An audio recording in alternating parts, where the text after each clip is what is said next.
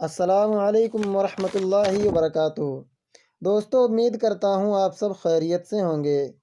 دوستو، میں حافظ عتیق الرحمن اور آپ دیکھ رہے ہیں آر کے ہند میڈیا یوٹیوب چینل۔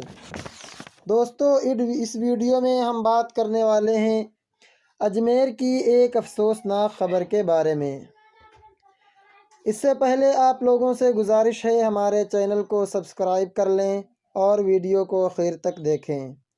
دوستو، راجستھان میں اجمیر ضلع کے سرواڑی میں پرانی رنجش کے سلسلے میں قوال خاندان کے درمیان جھگڑے کے بعد ایک قوال کو بے دردی سے قتل کر دیا گیا۔ سرود میں درگاہ روڈ واٹر ٹینک کے قریب کئی دنوں سے خاندانوں کے درمیان جھگڑے کے بعد چراغ نام کے قوال کو دیر رات کلہاڑی مار کر قتل کر دیا گیا۔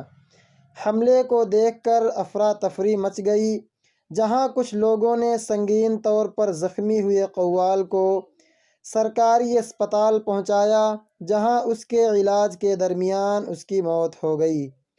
واقعے کی اطلاع پر کیکڑی کے additional of police Ghanshyam Sharma, deputy superintendent Khiv Singh Rathore, Sarwar تھانہ انچارج سوریہ بھان موقع پر پہنچے اور ایف ایس ایل کی ٹیم کو بلا کر ثبوت تلاش کیے گئے۔